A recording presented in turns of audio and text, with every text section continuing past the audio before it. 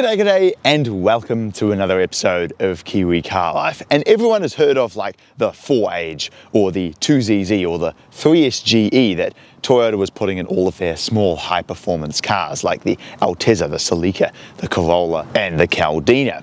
However, this was the baby performance Toyota. And today we're going to be going right back to the 1990s and seeing what the Toyota Starlet Glanza V is like. Those familiar with Toyota engines will know that the first letter or two refers to the engine family, JZ being a family of inline sixes, S being a family of large inline fours, A being a family of small inline fours as an example.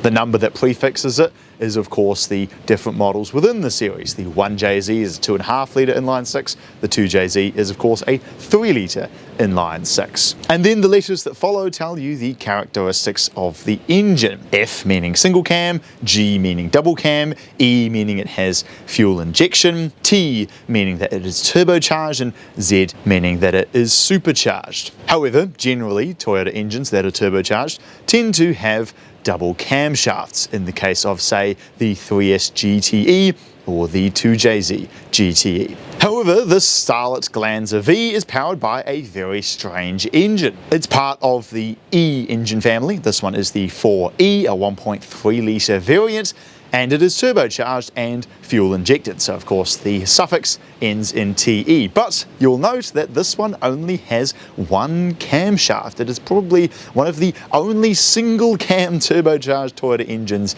in existence. So of course this is the 4EFTE, a very strange engine code in the Toyota world where most cars are a GTE if they are turbocharged. These make a whopping 133 horsepower and 99 kilowatt and 157 newton meters of torque. Not exactly stellar numbers by today's standards, but then again, for a 1.3 litre engine, that's a hang of a lot more than any naturally aspirated ones would have got from the time period. Power is naturally going to the front wheels through either a 4-speed automatic in the case of this one, or you could also get these with a 5-speed manual. And now the interior.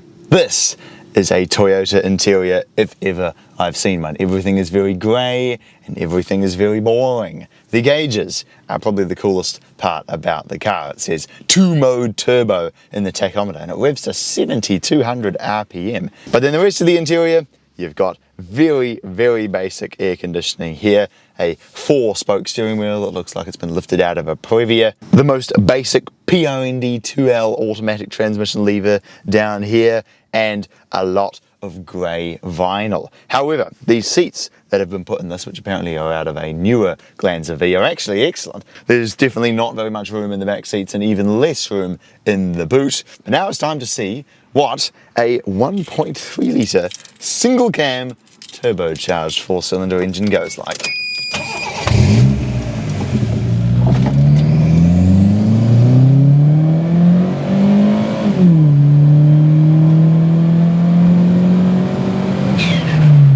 Driving the mighty Glanza V. Yes, I know, unfortunately this one has the automatic transmission. It would have been nice to get a manual one, but we're going to give it the benefit of the doubt and see how the Glanza V goes.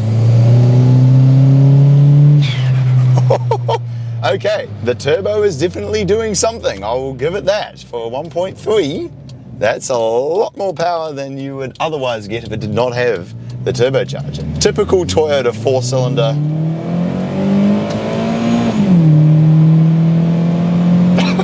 Whoa, okay, holy moly.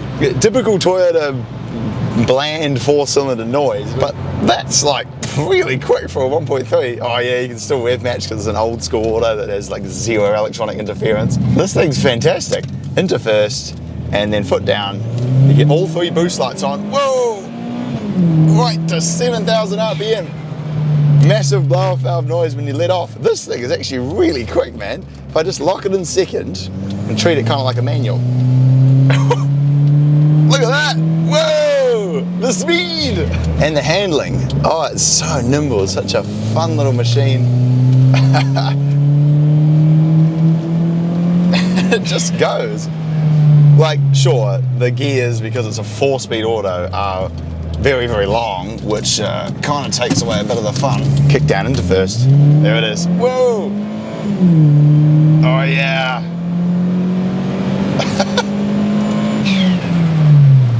is so fast for a 1.3, this is insane. So I mean, overall, I can't really complain. Obviously the 4-speed automatic is not particularly amazing, if I'm honest, but it gets the job done. But if we ignore the transmission, you got massive turbo noises, which is cool. It's genuinely, surprisingly quick. It's comfortable enough. It's not unbearably loud in here. You know, it's not an awful driving experience when you just want to sort of cruise around. Handling's good, steering feel is good, brakes are strong. Throttle response is naturally good because it's just a cable going up there. It's a lot quicker than I expected. You know, it's definitely making the power that it says it is, absolutely. Transmission is long gears, but I mean, it's not that bad as far as automatics go, and it drives like pretty decent, if I'm honest. Turn it into a few of these corners here. Oh, yep. And lots of torque, eh? Whoa. Something I am keen to try, I'm actually going to see if you put it in low boost mode, because 100 kilowatt is too much for you to handle. Well, let's see how it goes now. Is it definitely like noticeably slower? Oh, yeah. What if I turn it off mid? Oh, yeah. Okay, if I'm honest, it doesn't make a huge difference. I should watch the boost gauge and see how much boost it's actually making. Put it in first. Oh, yeah. Not heaps, only like 8 psi of boost. So there we go, the Toyota Starlet Glanza V. When I found out it was automatic and like 100 years old, I was thinking, oh dear, this is going to be a nice look at some of Toyota's history. But no, this thing is surprisingly good. Really no complaints on my part. If you had one of these with a manual, it would be genuinely fast and actually brilliant to drive. So there we go. Thanks very much for watching. I hope you've enjoyed this look at the mighty and very surprising Toyota Starlet Glanza V, and I will look forward to seeing you again next time.